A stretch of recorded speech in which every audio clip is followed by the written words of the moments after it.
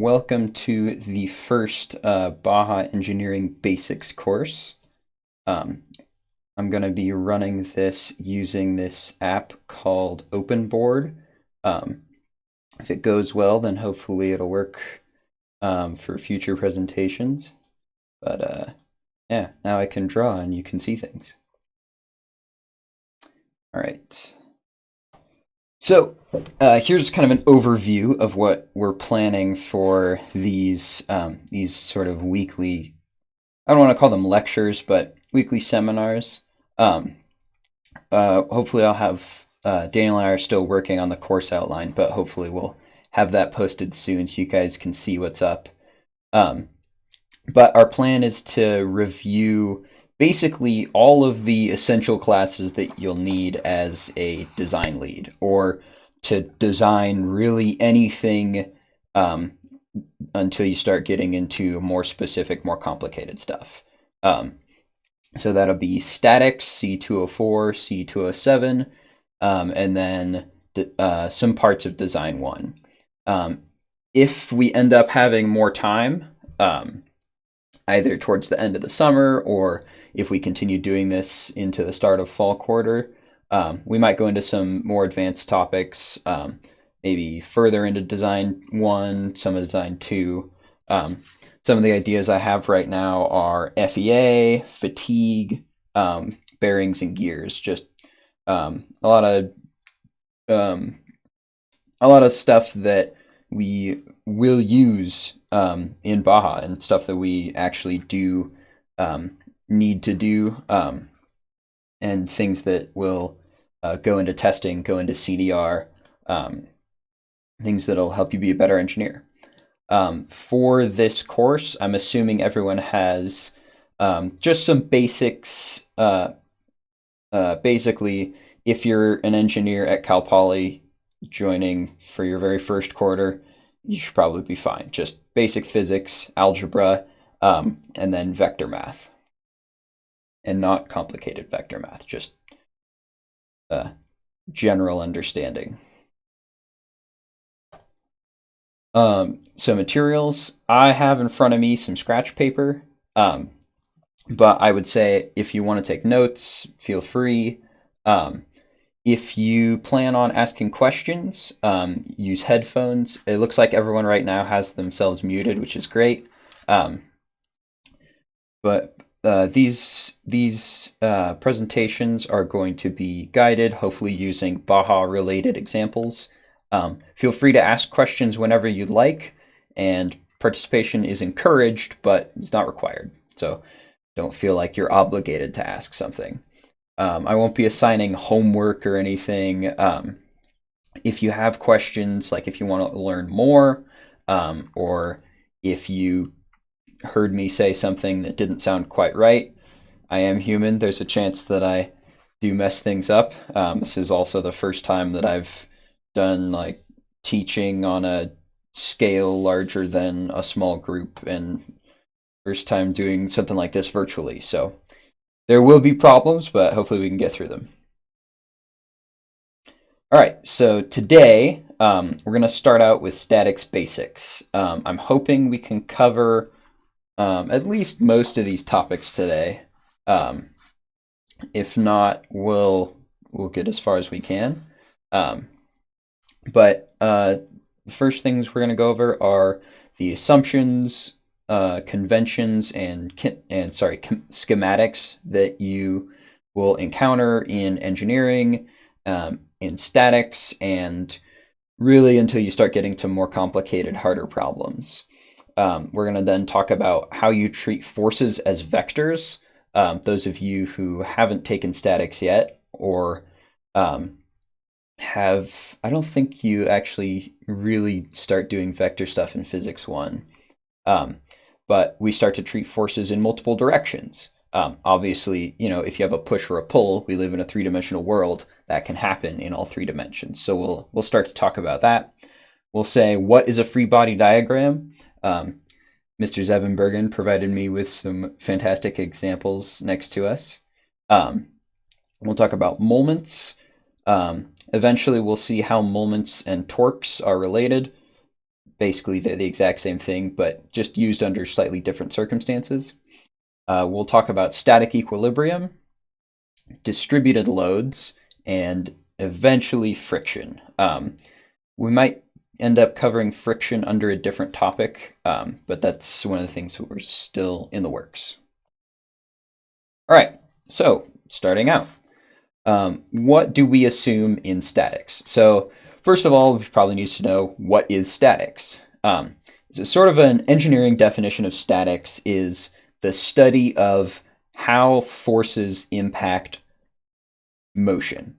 How do things that are sitting still respond to outside stimulus? Um, for example, if I have a box, all right, hopefully this pens will work. If I have this box, I have a force on it. We're going to use the line tool because these are cool. I have a force in this direction.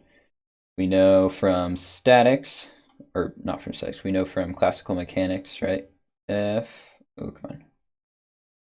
F equals ma. So naturally, I would expect if applying this force to move this mass to accelerate it by a certain amount. Now with statics, we're starting to do more complicated things than this. So rather than just having one force, we might have 5 or 6. We have a force up here acting in this direction. We could have a force coming down. We could have the normal force pointing up. I'm probably going to stop drawing arrowheads on all of these. I'll draw it when we start getting into more detailed things where it matters, but this program is a little basic and it's kind of tedious to draw arrowheads. I'm also using a mouse, and writing on screen with a mouse is kind of strange. Hopefully soon I'll be able to actually use a stylus, but that's we'll work with what we have for now. So the big assumptions of our statics model before we even start drawing free body diagrams, before we even start thinking about what forces are, we need to know what are we assuming our system is going to do. So I don't want to do statics on a piece of Jello, because chances are if I poke a piece of Jello with my finger, it's not actually going to behave in the way that our equations are going to tell us. It's going to either just jiggle or my finger's going to go right through it. So we assume that we're using rigid bodies.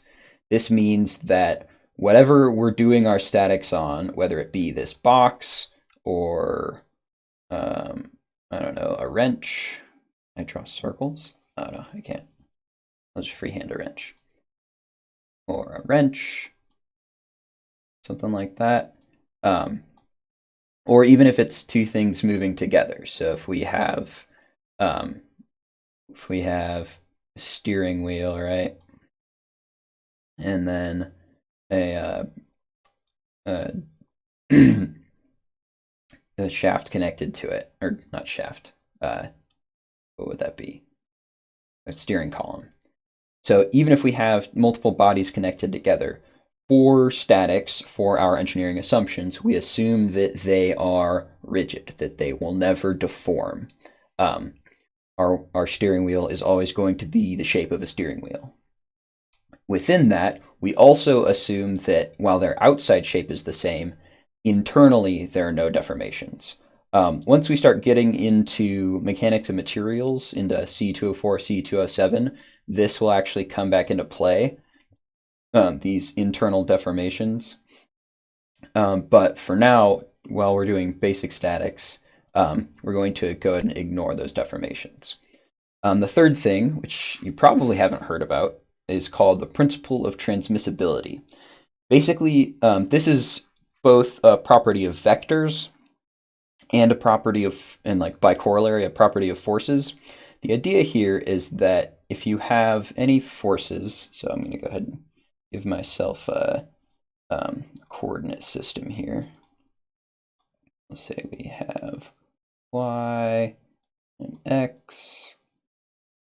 So if I have any force acting on a body, I should probably draw my body. We'll we'll draw as oh, that's the wrong thing. As Mello says, we'll draw our potato of science. Basically, just some shape that we can talk about in abstract. So if we have a force acting, oops, can I unsee? Okay. We have a force acting on it here, acting on it here, or acting, I don't know, in this way. And this actually, I should also add an x or a z dimension to this axis, because after all, we are in a 3D world.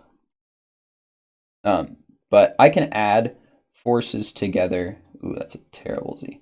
I can add forces together in any combination of directions, but I can do math on them as if they're all located in one place. So if we go back into my 2 dimensions, get rid of all of you. If I go back into 2 dimensions, we can treat all of these forces as if they're all centered here. That allows us to do, so it allows us to sum them all together into one final vector. Eventually, we'll start talking about centroids. Once we get into maybe not dynamics, but sort of later on in the course, we'll talk about the parallel axis theorem. Generally speaking, though, the idea is that all forces can be moved as long as they maintain their vector nature, so as long as they're the same length and in the same direction, you can move them around wherever you want, and it doesn't matter. Now this will change eventually once we start talking about moments, moments and couples. That'll be hopefully later on today. I think we'll have enough time to get there. But the whole idea here is that in order to predict what's going to happen, we can move everything to one place. Now, with forces as vectors, the underlying assumption, well, sorry, in statics, the underlying assumption when you have forces as vectors is that the sum, and this is later on, but I'm going to go ahead and say it now, the sum of all your forces equals 0. That's what makes it static. In statics, we're analyzing systems that don't move, or at least that don't accelerate. So you could have a wheel, not that, that is not a wheel. Let's try a better wheel. Yeah, you could have a wheel, and let's say it's rotating with a constant velocity. We can do statics on this wheel because it's not accelerating. We can treat the whole system, still using our statics principles, even if it's moving at a constant velocity.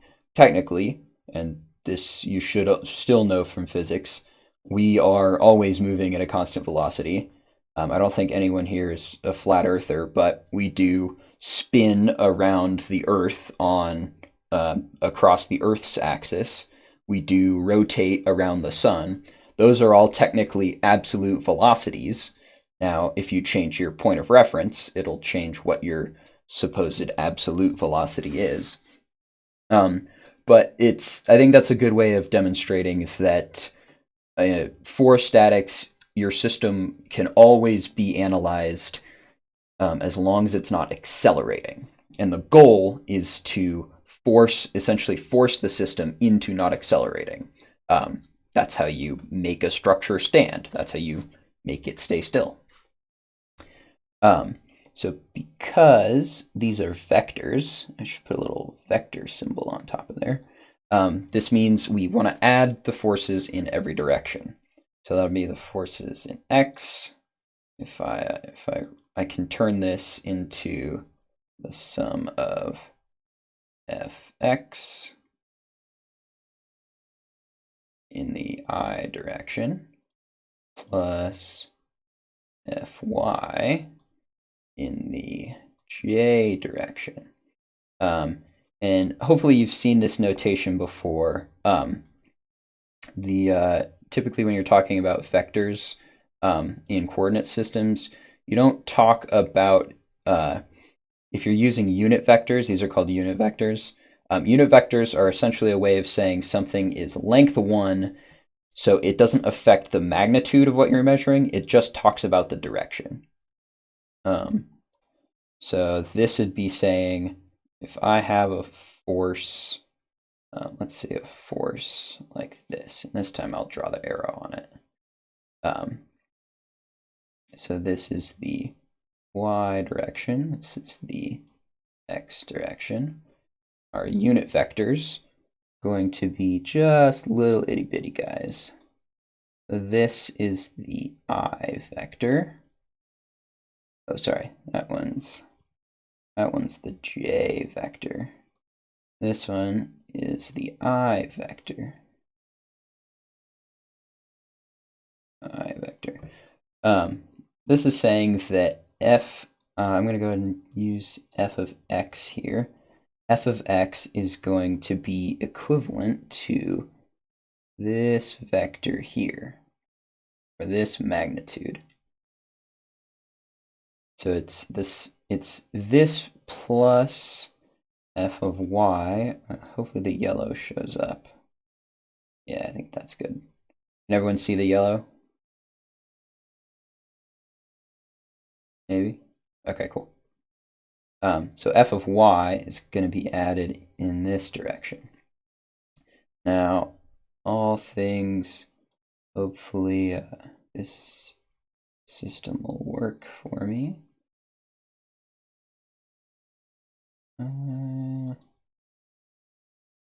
Maybe? Okay, whatever. If I were using something like a smartboard, one thing that my both my statics professor and my high school physics professor liked to do was separate this vector out and show that if you add them together, and this is where we're talking about transmissibility, if you add them together, if you go this direction, then that direction, then you'll arrive here. This should hopefully be review for pretty much everyone, but it'll start to make sense later why this is a good review and why this is important. All right, so the next thing we're going to talk about is moments. Moments and couples. So a moment and a couple are the same thing. You'll hear them used interchangeably. You'll hear names, you'll hear things being called moments, being called couples. Really, the big difference between a moment and a couple are the way they're drawn. So that begs the question, what is a moment? A moment, or a torque, is whenever you have a force applied at a certain distance. So this is where we start to get around the principle of transmissibility. And I want you to hold that thought because it does still apply. It is a law, but I want you to see how this works. So this moment m, go back to the pen here, m is defined as f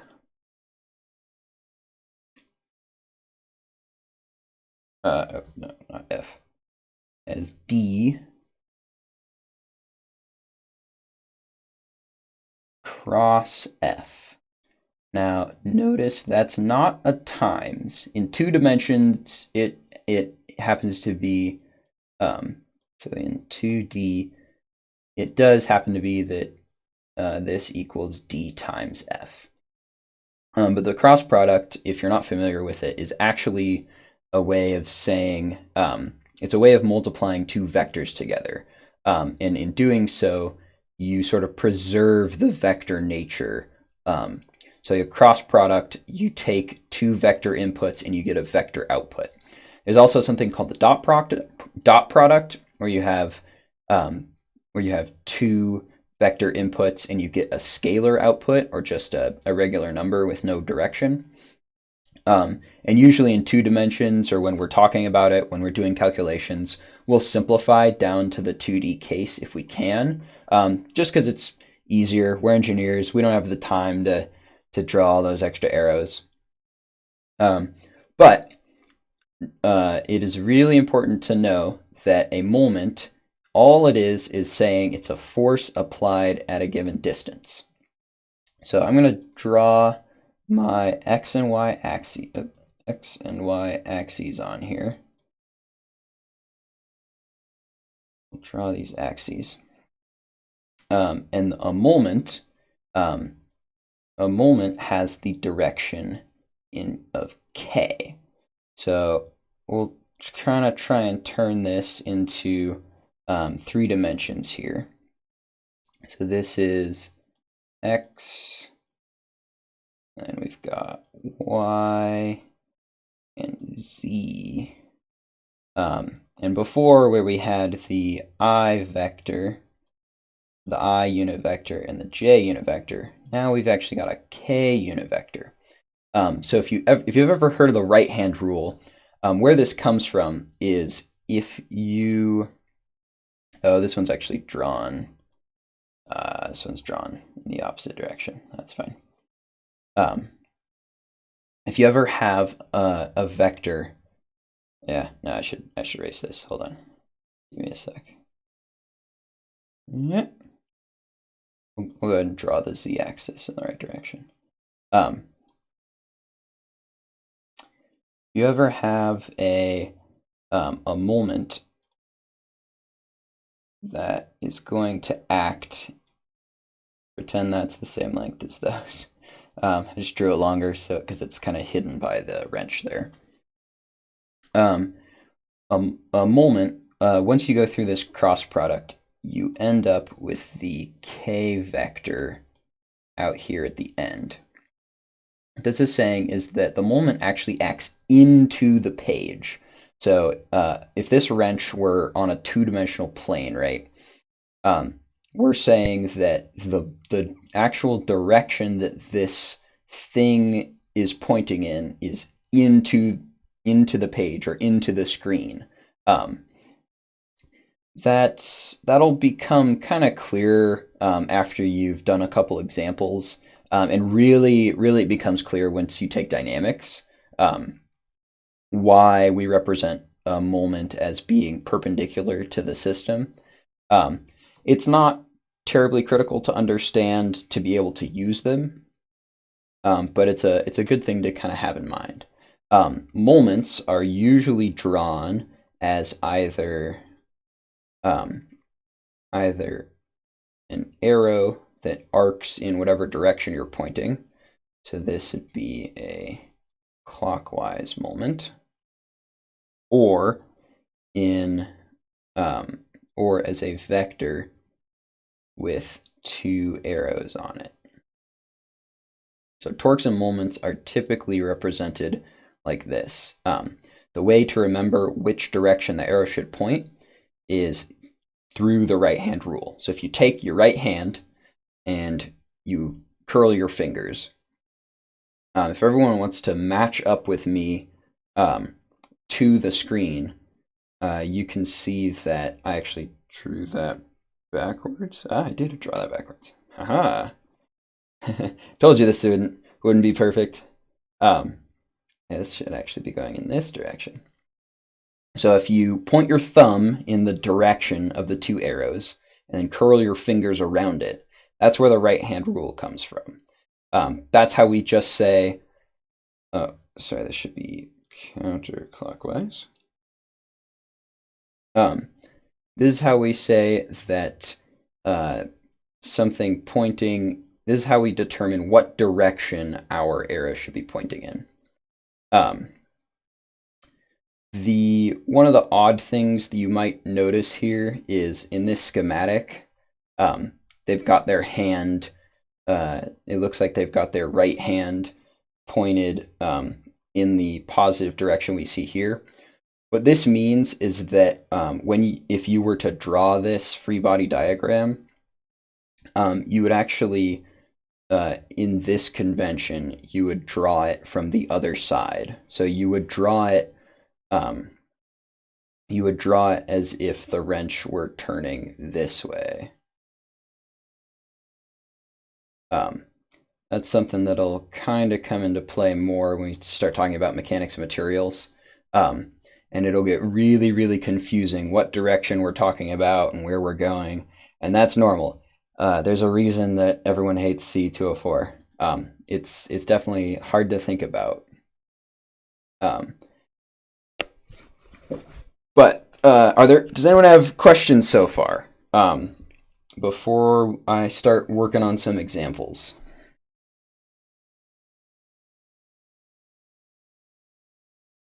Anybody? No? All right. I'll continue on then. Actually, I'm going to go ahead and duplicate this slide.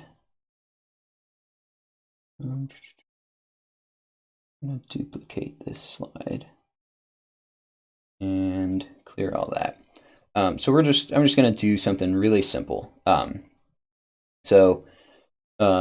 In this example, just to solve for what this moment is, let's say I have a distance of, we'll call it 4 inches. 4 inches. This guy's got a really tiny hand, but yeah, sure, we'll call it 4. It's a small wrench. And let's say that this bolt is, I don't know, let's just say it's screwed in pretty tightly. So we need to apply a, we'll say we need to apply a 60-pound force. So we've really got a whale on this thing. Now, if we were to do this the vector way, we would do D cross F, which for the cross product, it's equivalent. I'm assuming you guys probably know this, but cross product is equivalent to taking the determinant of a 2x2 matrix. So D in my y direction, or sorry, in my x direction. This is why you label your axes so you don't get confused. D in my x direction is 4. 4. I'm going to do that in blue. So D is 4, 0.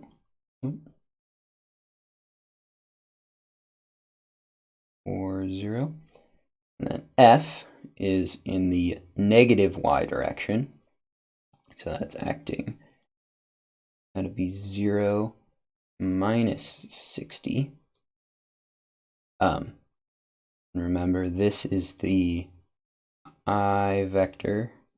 This is the j vector.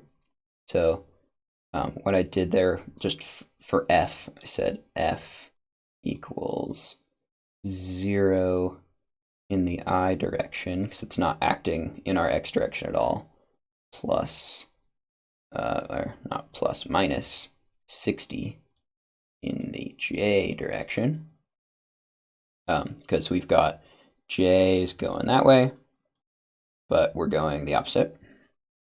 And then the determinant of this, you just multiply down. You can kind of remember it as an upside down fish. So you multiply diagonals, you add the first diagonals and subtract the second diagonal. So that's equal to,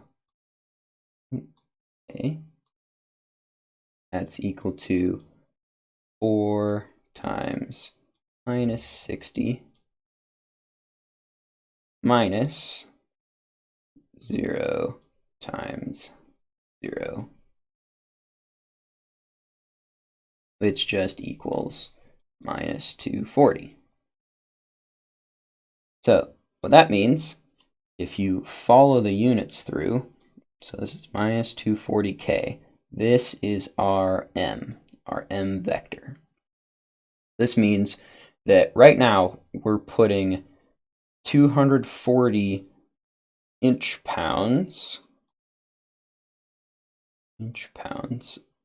of torque. That is actually a torque unit. 240 inch-pounds of torque on um, on this bolt, head or nut or whatever it is.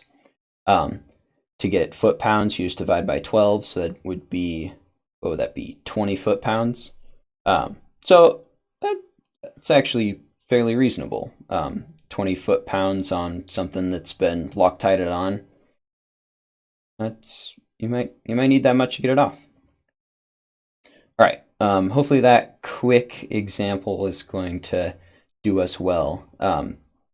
Anyone have questions about how to treat moments as vectors or as scalars yet? Oh, and I haven't been checking the chat. I can go ahead and do that. Were you going to say something?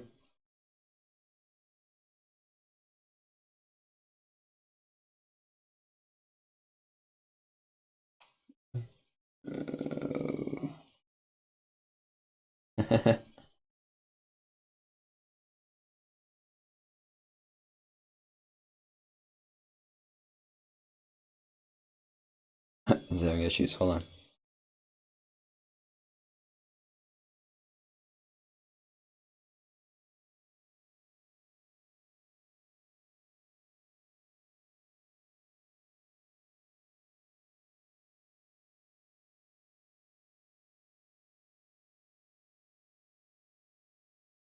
There you go. Sorry, guys. I had some problems.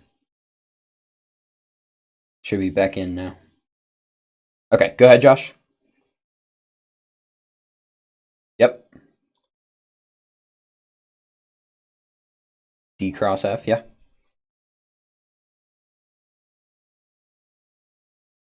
This K here. Uh, yeah,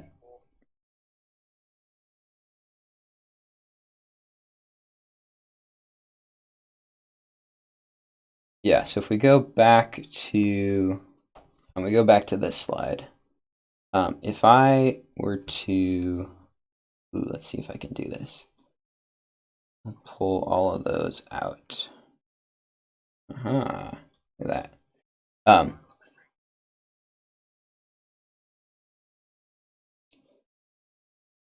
So, here's my pencil. There we go. So this, remember, oh, it didn't grab the Y and the X.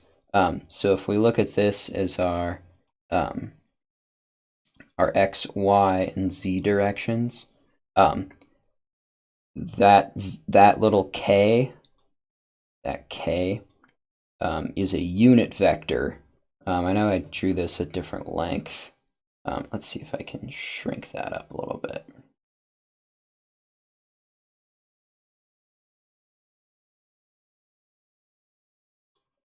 That K is a unit vector in the Z direction. So when you're doing this cross product, although like I didn't do this in like the most mathematically rigorous way, but when you have a cross product of two vectors, you have we'll call it a vector A cross vector B. I'll do this on a new page so it's easy. We have vector A crossed with vector B. That is equivalent to A, which is, we'll call it A1, and we'll do it AX and AY. This is just another way of writing vectors. AX, AY, cross BX, BY. And this is just the X component of the vector, the Y component. This is equivalent to, if we write it in yet another notation, this is equivalent to AXI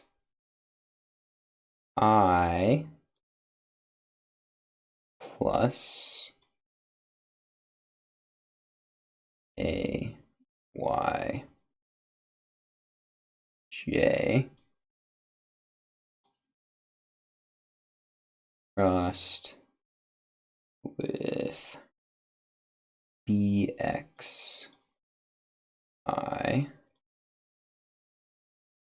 plus b y j. By definition,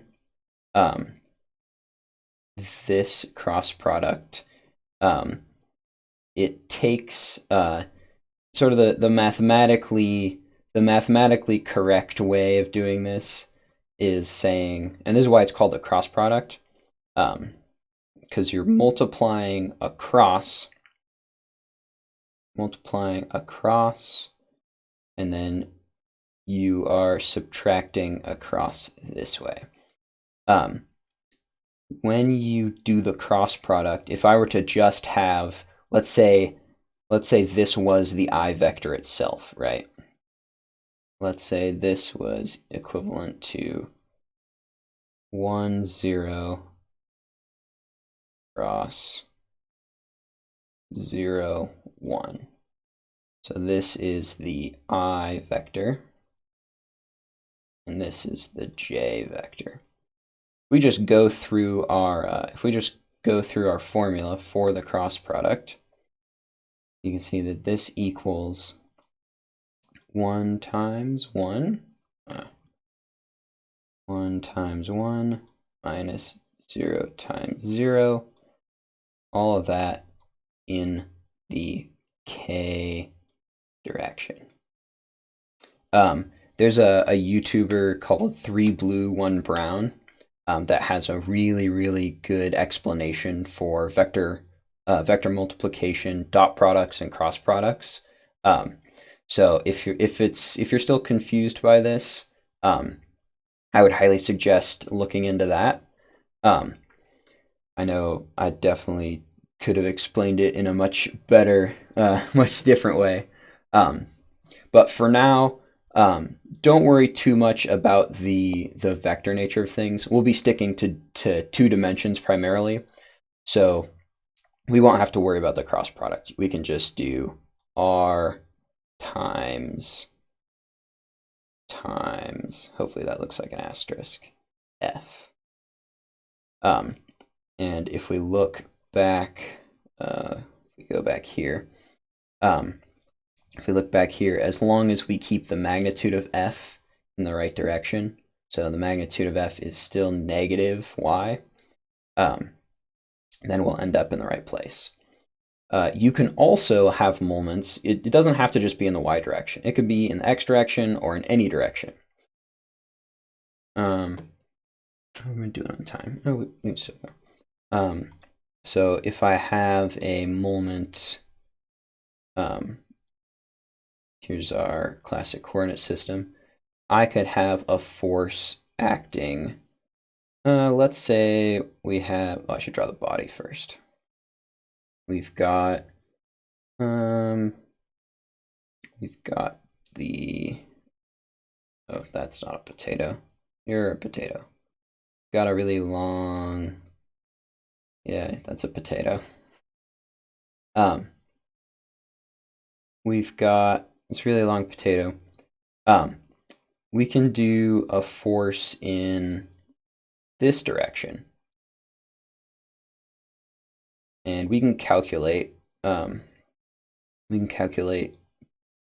what the moment of this force is by taking its components and adding the moments from each of those components. So if we're taking our moment with respect to this point, we say we want the distance to the force times the force itself. So we'll call this f sub y, call this one f sub x. This would be d sub y, and that's the distance to the y component of that force. And this is d, this one down here would be d sub x. Um, and actually, technically, a more correct way to do this would be typically when you do this, you draw your distances to the point of your vector of your force. I'm just going to restart this one. We'll do that here. Got a force going to there. When you are looking for your distances, you're going to be measuring the distance to the point, the tip of your force vector. If you think about it, that makes sense. If I'm applying, we go back to our moment here. If I'm applying a force here, I don't care what the distance is to that point. I care what the distance is to this point.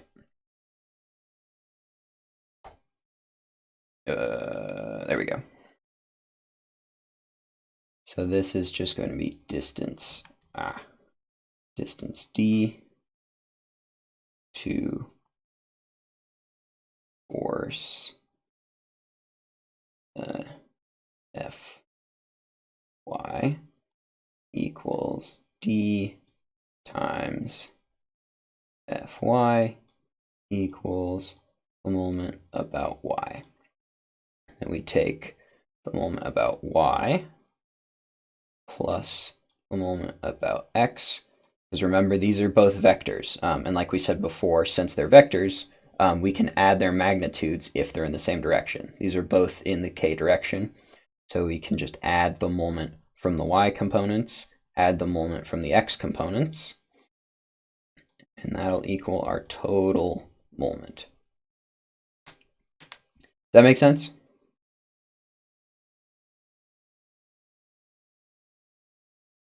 Josh?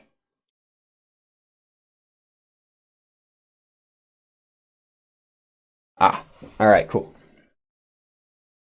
Okay, so let's see. We'll go back to here. So that probably begs the question, if I have two moments, or if I have a moment, say a moment and a force. Where's my thing? So I've got a moment here, which means we're rotating it. We're actively trying to cause this thing to rotate. I'm just going to do it about our coordinate axis to make it a little simpler. I've got a moment this way, and I have a force right here. So if I were to sum up the forces and moments and say they all have to be equal to 0, what does that really mean? How can I compare forces and moments? One easy way to compare forces and moments is to talk about this moment as being a couple. And I don't mean like this kind of couple. These are my parents, by the way. I mean a force couple. So a force couple, as if I hadn't led you on enough already, a force couple is something that is represented by two forces acting separated by a distance. So these are two forces that are equal in magnitude. So these are both force F,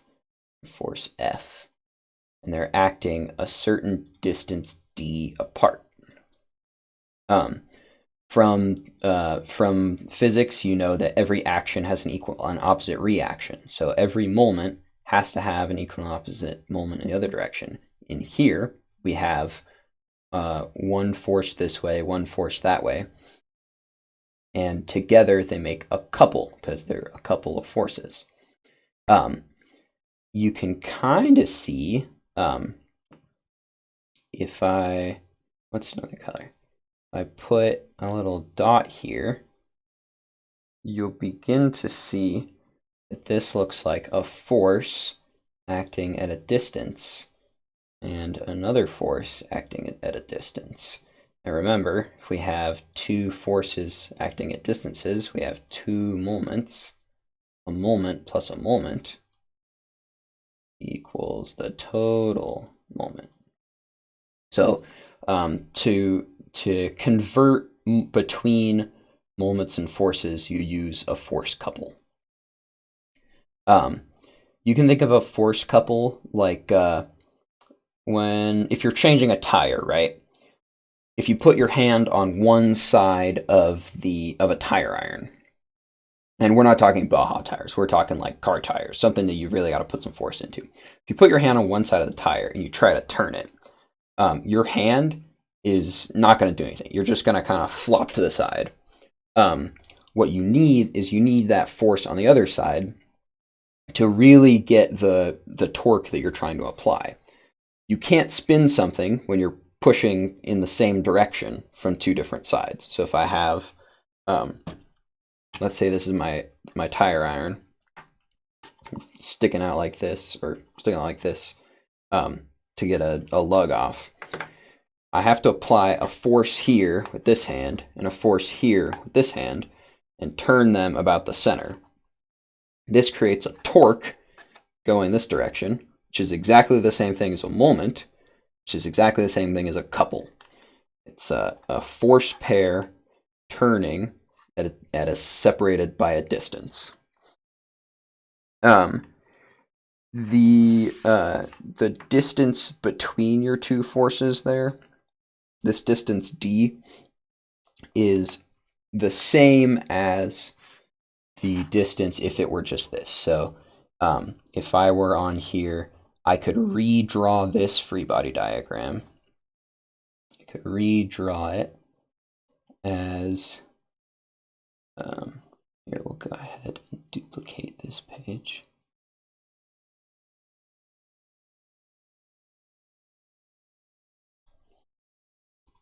I could redraw it as something like this, where we've got our potato. We have this force here. This is force F. I guess I drew it this way before. This is force F. It's a distance d. Distance d from here. And I can draw another fictitious force here to represent this whole thing as a moment. Now remember, the place that we were summing our moments about, and for now we're going to be treating all of our moments as if they're around the center here, but eventually we'll talk about some different strategies to make it easier to solve for forces and moments. The distance here that we're measuring allows us to compare, to figure out what this moment is equivalent to. So if we know what our force F is, we know what our distance d is. Because we can draw this as a force couple, we now have a way of converting it into another moment. So we've got moment M, and we'll call this moment, I don't know, we'll just call it moment B. And moment B is what we got from our force couple. And because it's statics, remember what we said before, this is statics, so the sum of our forces has to equal 0, and the sum of our moments has to equal 0.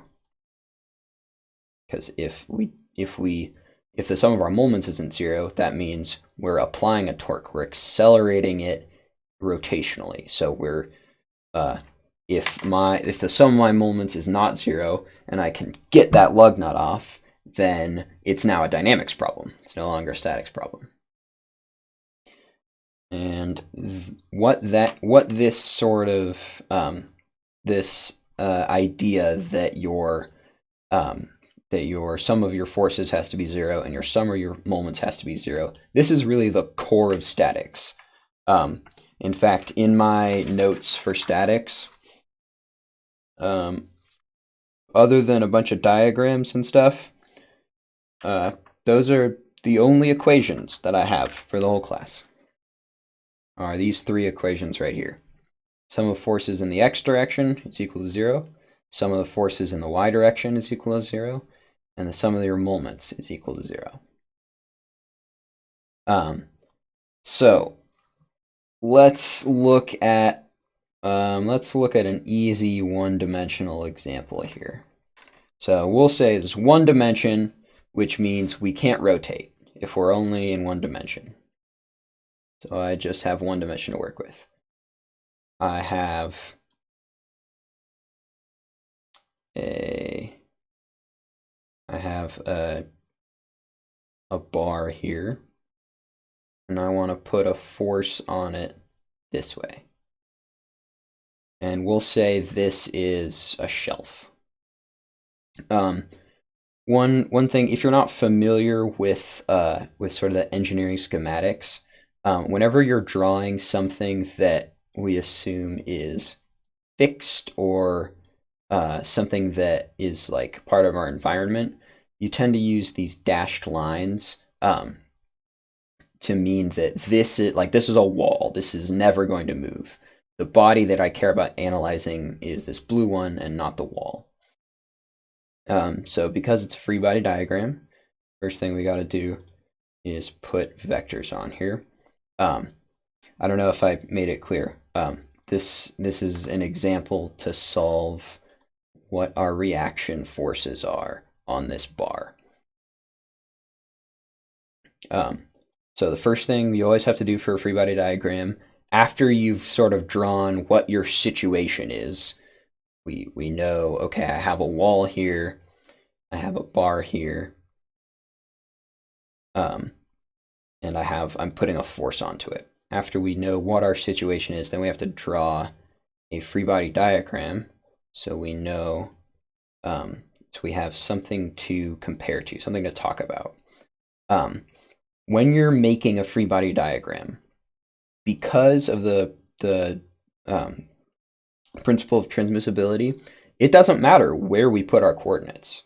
So if I wanted, I could put my coordinate system over here. Now, it doesn't really make sense to put it over here because this means whenever I'm using distances or whenever I'm going to be talking about forces in a certain direction, I mean, putting the origin over here is really of no use to me. But you can put it wherever you want. So a lot of times what you'll like to do is to put it at a point of interest. So one interesting point might be the centroid. Later on, when we start to look at how to reduce bodies to just their centroids, a lot of times we'll say, yeah, I would love to have my coordinate system at the centroid. That means that all of my forces and stuff, it's easy to figure out what direction they're going in, why they belong there, how I'm going to treat things there. For this problem, though, I'm going to put my coordinate system right here. Because remember, I said this is a 1D problem. So in fact, I shouldn't even really have this. I shouldn't even really have this one. Because this is a 1D problem. So the same rules still apply. We need the sum of the forces in the x direction equal to 0. And we need the sum of the moments equal to 0. Now I did just say that it's one-dimensional, so we won't have moments. But we're going to go ahead and draw that second dimension on here. And you'll see why in a second. It'll just make things a little cleaner. Typically, it's something you don't need to do if you're just doing like a napkin calculation. But in order to really show something thoroughly, for example, if you're submitting engineering documentation, you want to have everything very clearly laid out. We'll go ahead and add that sum of forces in the y equals 0 as well. So you might be asking yourself, if I have my force F, and I'm going to say F is 10 pounds. It's just a 10-pound force. And of course my bar has some weight. We'll say my bar weighs 1 pound. Never mind. We'll leave that off because we're in one dimension. I keep forgetting. here, we'll put another support on here. We'll say it's not going anywhere. So you might be thinking to yourself, well, if I have a 10-pound force here, that doesn't satisfy this equation. That doesn't say the sum of the forces in X is 0. And that's good. It is our job in this problem to figure out both where that force should exist, where we should have other forces to make the whole system equal to 0, and what the magnitudes of those other forces should be. For those of you that this is new for, feel free to chime in. Does anyone have an idea? And yes, this should be blindingly, painfully obvious, but does anyone have an idea? They can just shout out where they want to put, where they might want to put another force. We would call this the reaction force to the system so that we satisfy our static requirements. Looking for someone that maybe hasn't taken statics yet.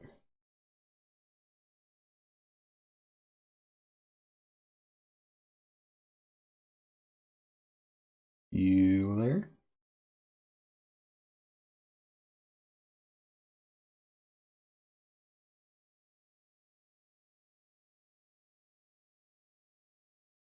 Okay. So you are correct. So got a normal force here acting in the opposite direction and acting perpendicular to the surface that we're pressing against. Now, hopefully I've made this blindingly obvious that now we can add our sums in x together. So we've got the sum of n plus minus 10, because remember it's going in the negative x direction, equals 0. And that now goes to n equals 10. Yay, cool. All right, so now we've shown that the sum of the forces in our x direction is 0. Now, how do we show the sum of the forces in the y direction is 0? Well, it's kind of a trick question because we never started out with any forces in the y direction. So you don't have to add any reactions because it already is 0. We also never started out with any moments because the point that we're talking about, this point here, the origin, is a distance 0 from our applied force. You might be looking at this saying, well, that's not a distance 0. A moment has to be applied. The distance you're talking about is the perpendicular distance to the force. So if I were to separate this out a little bit so we can see it, the force has what's called a line of action.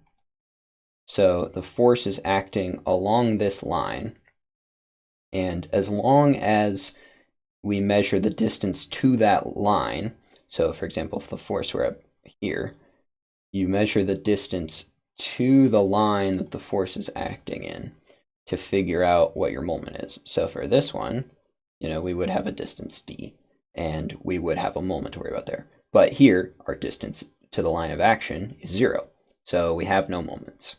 So we're done. So we've now said what all of the reaction forces are. We've shown that the forces in the y direction are equal to 0.